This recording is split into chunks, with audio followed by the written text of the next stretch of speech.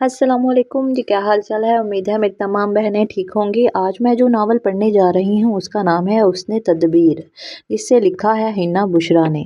چلیں جی، ٹائم ضائع کیے بغیر پڑھنا شروع کرتی ہوں۔ تم تو پہلے سے بھی زیادہ حسین اور خوبصورت ہو گئی ہو۔ بند کمرے کے دروازے کی جھری اور ادھ کھلی کھڑکی سے آتی سرگوشیوں نے اس کے قدموں کو پتھر بنایا تھا۔ جہاں کھڑی تھی وہیں بت کی طرح کھڑی رہ گئی۔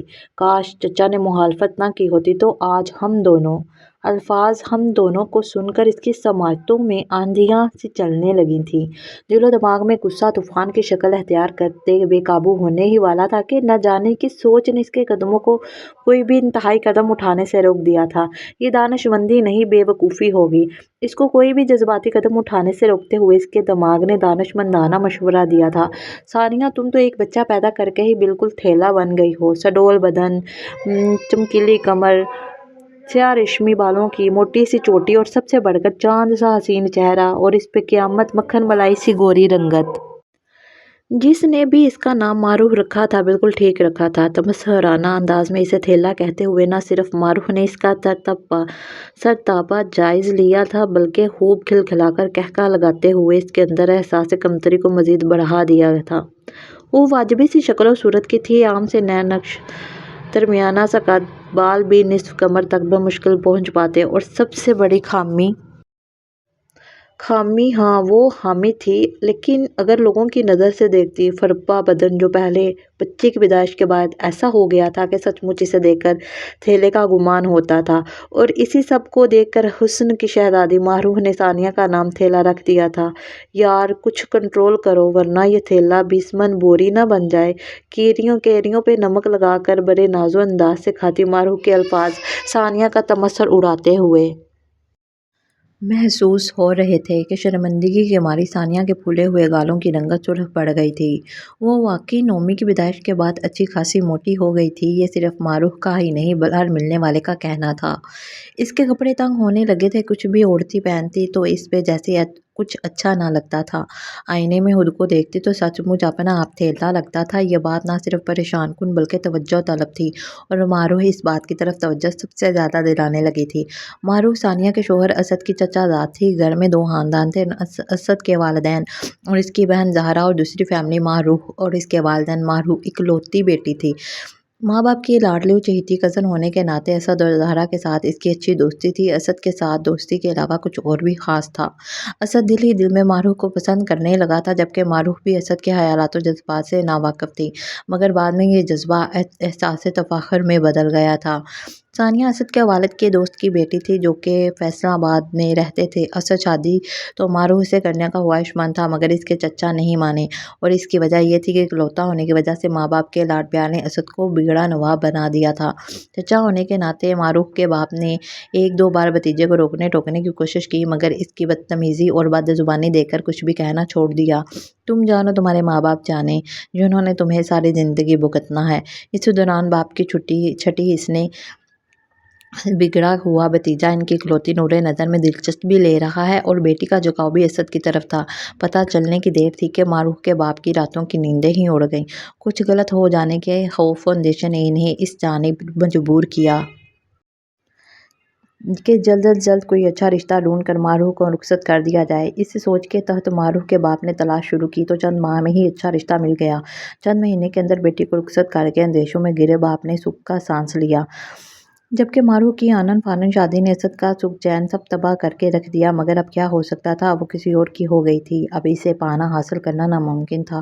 آج کھانے میں کیا بناؤں؟ کمرے کا پھیلاوا سمیٹتی ثانیہ کی نظریں اسد پر تھیں۔ جو بنانا ہے بنا لو، بیزار اکتاہٹ سے بھرپور لہجہ ثانیہ 2 ہفتہ سے محسوس کر رہی تھی۔ پھر بھی کچھ تو پسند بتائیں اپنی۔ اسد کے میلے کپڑے دائیں بازو پہ ڈالے وہ اس کے روبرو آ کھڑی ہوئی تھی، جبکہ اس کو سامنے دیکھ کر اسد نے دانستہ یوں رخ پھیر لیا کہ جیسے کسی بات پر خفا ہو۔ یہ انداز اور رویہ بھی ثانیہ دیکھ رہی تھی، مگر خاموش تھی۔ گیلے بالوں میں کنگھی پھیرتے ہوئے اسد خود کو آئینے میں دیکھ رہا تھا، جبکہ عقب میں اس کے جواب کی منتظر ثانیہ آئینے میں اس کے چہرے کے تاثرات کو دیکھ رہی تھی۔ کچھ پوچھ رہی ہوں میں آپ سے اسد۔ خاموشی کچھ طویل ہونے لگی تو ثانیہ نے پھر سے مخاطب کیا تھا: ظاہر ہے مجبوری تھی اس کی، عورت جو ٹھہری، جو بنانا ہے بنا لو، کیوں جاہل عورتوں کی طرح میرے سر پر سوار ہو؟ बिफरे हुए अंदाज में असद ने इसकी तरफ रुख मोड़ा तो गुस्से से सुरख आती आंखें पेशानी पे ढेरों बाल देखकर सानिया पल भर के लिए हैरान रह गई। इसने ऐसी तो कोई गलत बात नहीं पूछी थी जो असद यूं बिफर गया था। वो तो रोज़ ही ये सवाल पूछती थी कि बल्कि जब से ब्याह कर आई इस घर में आई थी, मगर आज ऐसी कौन सी अनहोनी बात पूछ ली थी। असद क्या हुआ है आपको, किसी बात से नाराज़ हैं? सानिया को असद का गुस्सा मामूली नौयत का ना लगा था। हटो सामने से, कंघी बेड पे फेंकते हुए गुस्सीले अंदाज में सानिया को आज गुस्से में एक बात और सानिया ने दिल से महसूस की, वो थी नफ़रत। ये नफ़रत कहाँ से आ गई इनके दरमियान? अच्छी भली ज़िंदगी एक साथ गुजारते, पूरे साल में गुस्सा होता तो शायद सानिया का दिल परेशान ना होता, मगर इस गुस्से में नफ़रत थी जिसने सानिया का दिल मुट्ठी में ले लिया था। मारूह का अपने शोहर से झगड़ा हो गया था। वो 3 माह से सब छोड़ छाड़ कर मेके आ बैठी थी। वजह कोई भी बड़ी ना थी, मगर मारूह के नखरों गसीली तबीयत नाजुक मिजाजी ने इसे बहुत बड़ा बना दिया था। वजह ये थी कि मारूह का ससुराल कसूर में था। शहर की पली बड़ी लाडो रानी से कसूर में रहना दुश्वार हुआ तो शोहर से झगड़े शुरू हो गए। मारूह का ससुराल खुशहाल घराना था, मगर हर नेमत के मैसर होने के बावजूद मारूह की एक ही रात थी कि इसे अलग घर लेकर दिया जाए, वो भी शहर में जहाँ इसका मेका है। मारूह की जिद शुरू में तो सबको बचकाना लगी। बड़ों ने समझाने और कायल करने की कोशिश की। इसके माँ बाप ने भी बड़ी नहरीली बेटी को समझाने की कोशिश की, मगर वो कहाँ समझने वालों में थी। इसकी जिद पत्थर पर लकीर की तरह थी। आसिफ चचा पहले भी आपने आनन फानन इसकी शादी कर दी और अब इस मामले में भी इसकी नहीं सुन रहे। पूरे घर में सबकी राय इस मामले में मुख्तलिफ थी। मुख्तलिफ तो होनी थी, दिल में मोहब्बत को खोने की खलिश बेचैन जो किए रखती थी। मेरे ख्याल में आप लोगों को मारूफ के साथ ज़बरदस्ती नहीं करनी चाहिए। असद ने बड़ों को खामोश होने पे मजबूर कर दिया। लड़कियां 4-4 बच्चों के बाद इतनी स्लिम और स्मार्ट रहती हैं और तुम्हारे एक के बाद ही ये हाल हो गया है। सानिया मारूफ को मक्के में रहते हुए 5 माह हो चले थे। असद की हमायत ने ऐसी मजबूती दी थी कि अब किसी ने भी इसे समझाना तर्क कर दिया था। इस दौरान इसके शोहर ने मनाने के लिए कई बार फ़ोन किया, मगर मारूफ ने बात करना तो दरकिनार इसका नंबर ही ब्लॉक कर दिया था। और ये भी मशवरा असद ने दिया था। मारूफ भी दिन भर शहजादियों की तरह अपने कमरे में आराम करती।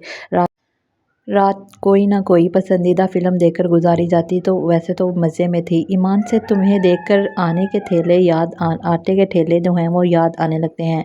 दिन रात माँ बाप के घर आराम करने के अलावा मारूफ को अगर कोई दूसरा काम था असद की बीवी सानिया का मजाक उड़ाना। पहले बच्चे की पैदाइश के बाद सानिया का बदन अच्छा खासा बुढ़ा हो गया था।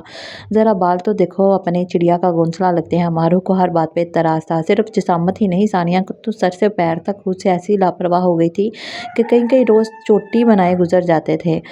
घर और बच्चे के कामों ने इसे गन चक्कर बना दिया था। ज़रा सी फुर्सत मिलती तो भागम भाग नहाने धोने का वक्त निकाल लेती। मारूफ के हाथ तो यूं लगता कोई दिलचस्प मौजू लग गया हो। वो कोई मौका मजाक उड़ाने का हाथ से जाने ना देती थी। असद, मुझे ये तुम्हारी बीवी काम काम घर में काम करने वाली माँ से ज़्यादा लगती है। खूब कहका लगाकर हंसते हुए मारूफ की काजल भरी आंखों में पानी भर आता था। शाम की चाय वो सब इकट्ठे पीते थे अकेले। मैं मारू इसका मजाक उड़ाती तो सानिया दरगुजर कर जाती, मगर सबके सामने, शोहर के सामने, इस शाम तो असद की बड़ी बहन दारा भी आई हुई थी। इन सब के सामने सानिया को मारूफ का मजाक नहीं बल्कि जिल्लत महसूस हुई थी। अकेले कमरे में मारूफ की नज़र से खुद को आईने में देखा तो आईना भी इसे थेला कहते हुए कहका लगाता महसूस हुआ। सानिया क्यों अपना ख्याल नहीं रखती? बेतरतीब बाल, हाल बेहाल हुलिया के 2-2 दिन से ज़हरा इसे एक ही जोड़ा पहने देकर चुप ना रह सकी थी। ज़हरा के 3 बच्चे थे, वो अब भी ऐसी फिट-फाट देख कर नहीं था कि शादीशुदा बच्चों वाली है। तुम मुझ से ऐसी लापरवाह हो गई हो कि जो हम इतनी मुश्किल से असद की शादी करके सरकश घोड़े को काबू किया था, फिर से सरकशी पे उतर आएगा। ज़हरा की बात गहरी मानवियत की हामिल थी। इस वक्त सानिया को समझ में ना आ सकी, मगर चंद रोज़ बाद सब समझ में आने लगी थी। शाम होते ही मारूफ का नहा धोकर नया नकोर जोड़ा जेबतन करना, नैन कटोरों का काजल से भर लेना, गुलाब से नाजुक होंठों को लिपस्टिक लगाकर सुरख गुलाब की पत्तियों को मिसल कर लेना, दूधिया पैरों में पाजेब डाल देना, इनकी छन छन पूरे घर में गूंजती सुनाई देती। रेशमी लंबे बाल खोल कर इनमें मोतिये की लड़ियां सजाना, लम्हा बारी के लिए इसे देखकर तो ये गुमान होने लगता चांद आसमान से ज़मीन पर उतर आ गया हो। اتر کر آ گیا ہو۔ مرد تو پہلے ہی رسہ توڑانے کے لیے تیار رہتے ہیں، تمہاری یہ لاپرواہی اسد کو پھر سے پہلی محبت یاد نہ دلا دے۔ بہت کچھ سمجھانے کے ساتھ ساتھ زہرا نے لگے ہاتھوں اسد کا ماروف سے طوفانی عشق کا قصہ بھی سنا دیا تو نہ صرف لاپرواہ بیوی کے ہوش اڑے بلکہ ماروف کی یوں شام کی تیار ہونے کی وجہ سمجھ میں آ گئی تھی۔ ایک ہی منظر آنکھوں کے سامنے بار بار گھومتا اسے ہلکان کیے جا رہا تھا۔ وہ دونوں ایک دوسرے کے قریب بیٹھے ہاتھوں میں ہاتھ ڈالے دنیا مافیا سے بیگانہ ویسے دیوانے لگ رہے تھے جن کا ملن صدیوں کے بعد ہوا ہو۔ ہم دونوں ان الفاظ کی گونج ابھی تک اس کی سماعتوں کو لہو لہو کر رہی تھی۔ بائیں طرف بے خبر سوتے دیوانے کو شکوے بھری نظروں سے دیکھتے ہوئے ثانیہ کی آنکھیں جلنے لگیں جو اپنی محبوبہ کے حسن کا جام پی کر ایسی پرسکون مدہوشی میں جا چکا تھا جس کا اثر اس کے چہرے پہ رقص کرتا صاف دکھائی دے رہا تھا۔ نہ جانے یہ عشق کا رقص ثانیہ کی بے خبری میں کب سے جاری تھا، اسے تو کبھی خبر بھی نہ ہوتی اگر زہرا نہ بتاتی۔ اصل ثانیہ کی نیند کی آغوش میں جاتے ہوئے دبے پاؤں اوپری منزل پہنچ جاتا جہاں بنی سنوری محبوبہ اس کی منتظر ہوتی تھی۔ ثانیہ کا دل چاہ رہا تھا کہ چیخ چیخ کر رات کے اس پہر ایسا ہنگامہ اپنی آہوں سے سب کو جگا ڈالے، نہ صرف یہ بلکہ رو رو کر ان کی خفیہ ملاقاتوں کا راز بھی سب کے سامنے لے آئے، وفا، محبت، خلوص اور خدمت کے باوجود ایک شوہر کی بے وفائی کا قصہ سب کو بتا دے۔ دل چاہ رہا تھا کہ اس چاتر حسینہ کا جس نے اس کا شوہر چھیننے کا منصوبہ بنایا تھا ناخنوں سے اس کا حسین چہرہ نوچ لے۔ غصے میں بھری ثانیہ کھڑی ہوئی تھی، عین ممکن تھا کہ اس کا جنون بے قابو ہوتے ہوتے طوفان برپا کر ڈالتا۔ وہ تو ثانیہ نے آئینے میں ایک نظر اپنے وجود پہ ڈالی تو اس عکس نے طوفان کا رخ موڑ دیا تھا۔ آہستگی سے برہنہ پا چلتی وہ آئینے کے قریب آئی تو اپنے عکس کو دیکھتے ہوئے گہری سوچ میں پڑ گئی۔ بے ہنگم، بے ڈھنگا وجود جو سچ مچ تھیلا لگ رہا تھا، بے رونق سا چہرہ جس پہ داغ دھبے تھے، کاجل سے محروم آنکھیں اور بال بے اختیار ہاتھوں اپنے بالوں پر ٹہر گیا تھا جو چڑیا کا گھونسلہ لگ رہے تھے۔ بے ڈھنگے بدن کو چھپاتے پھیکے رنگ کے کپڑے پہ نظر گئی تو ان کا پھیکا پن دیکھ کر طبیعت بیزار ہونے لگی تھی۔ اور ان کپڑوں سے اٹھتی ناگوار بو، ہتھیلیاں ایسی خشک اور کھردری کے جیسے ہاتھ نہ ہوں برتن دھونے والی لوہے کی چالی ہو۔ تمہاری لاپرواہی اسد کو کسی اور راہ پر نہ ڈال دے ثانیہ۔ رات کی خاموشی میں اسے زہرا کے الفاظ سنائی دیے تھے جو چند لمحوں پہلے بے قابو ہوتے طوفان کسی نئی اور مثبت سوچ نے مغلوب کرتے ہوئے ثانیہ کو ایک دم سے ٹھنڈا اور پرسکون کر دیا تھا۔ ثانیہ اور کتنی دیر ہے تمہاری تیاری میں؟ آئینے کے سامنے کھڑی ثانیہ اپنی تیاری پر آخری نظر ڈال رہی تھی کب سے اسد کی آواز نے متوجہ کیا۔ زہرا کے بیٹے کی سالگرہ تھی۔ بڑی بہن نے بھائی اور بھابھی دونوں کو مدعو کیا تھا۔ میں تیار ہوں اسد ہونٹوں پہ لپسٹک کا شیڈ گہرا کرتے ہوئے اپنے دھیان میں آئینے کے قریب ہوئی تو پیچھے سے محبت بھری کسی کی باہوں نے اس کے وجود کو محبت سے نہلا ڈالا تھا۔ بہت اچھی لگ رہی ہو۔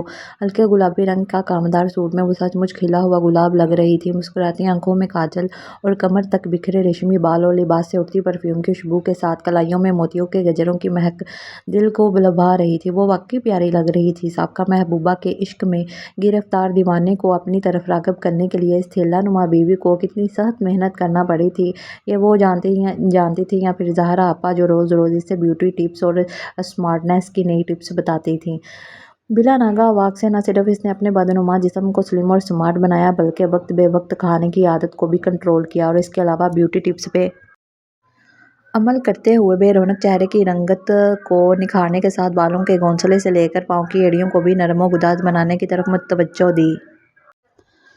تو اس کی انتھک محنت کا نتیجہ چند ہی ہفتوں میں سامنے آنے لگا اور اس سب کے علاوہ مکمل رازداری کے ساتھ زہرا آپا کی مدد سے ماروح کو اس کے گھر یاد دلانے کی تدبیر کی جس سے سانپ بھی مر گیا اور لاٹھی بھی نہ ٹوٹی۔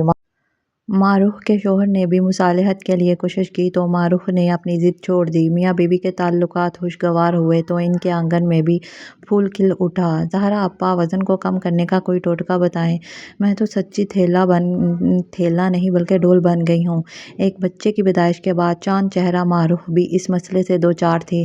اب نہ تو وزن کم ہو رہا تھا اور نہ ہی جسم پہلے سا خوبصورت۔ ان فکروں میں گرفتار حسینہ کو اب اپنا محبوب بھی یاد نہ تھا اور نہ ہی اپنے حسن پہ ناز کرتے ہوئے دوسروں کا مذاق اڑانا، بلکہ ماروح تو ثانیہ کو حیرت بھری نظروں سے تکتی رہتی تھی جبکہ دلی طور پر مطمئن اور پرسکون ثانیہ نے ایک بار پھر मारूफ का मजाक उड़ाने की ज़रूरत महसूस ना की थी और इससे मजाक उड़ाना भी ना था, क्योंकि वो जानती थी कि इसकी लापरवाही ने इसके शोहर का ध्यान साबका महबूबा की तरफ कर दिया था। ठंडे दिलो दिमाग से गौर करते हुए इसने वो तदबीर की कि पानी सर से ऊंचा ना हो पाया था। ज़रूरी तो नहीं कि औरत हमेशा रो धो कर चीख चिल्ला कर हंगामा करके अपना हक मांगे। कभी कभार उलझाव को सुलझाने के लिए खामोशी और हुस्न तदबीर के साथ भी काम लिया जा सकता है। अब सानिया जो लिबास पहनती इस पे जचता था और शाम को शोहर नामदार गुलाब और मोतिया के गजरे लाना ना भूलते थे। तो मेरी प्यारी बहनों, ये था मेरा आज का नावल। उम्मीद है आपको ज़रूर पसंद आया होगा। मेरे चैनल को लाइक कीजिए, सब्सक्राइब कीजिए। शुक्रिया।